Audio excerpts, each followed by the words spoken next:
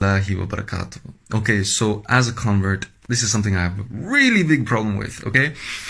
And the problem is this: there's quite a bit of born Muslims, quite a bit, and I don't want to put a percentage on this because I don't have an actual statistic, but quite a bit of born Muslims look at the Deen as a sacrifice, as a burden. And here's a few things that I want to say to those brothers and sisters, yeah? And myself. Deeply internalize how maximally perfect Allah subhanahu wa ta'ala is. Meaning, look at the names of Allah.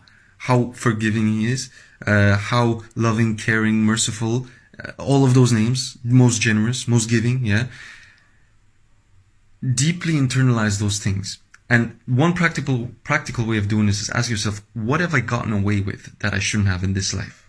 Next point is, nowhere in the Quran and the Hadith have I read so far, at least not that I remember, that this life is supposed to be for the sake of suffering.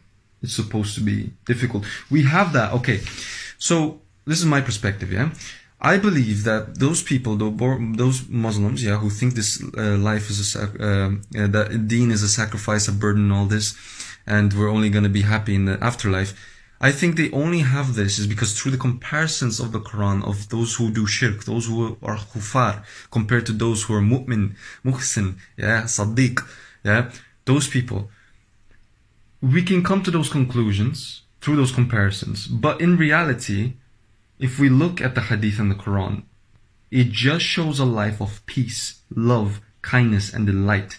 It doesn't refer to suffering. If anything, as Muslims, guys, we should be rejoicing. We're going to Jannah, okay? So, okay, how can I be so sure? No, that's not what I'm saying. What I'm saying is, Allah is so forgiving.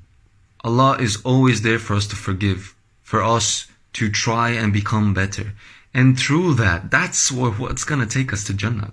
We should be rejoicing that we're aiming towards it. That's where we're going. That's our intention is going there. But for the khufar, yeah, the non-believers, non-Muslims, yeah, what are they looking forward to?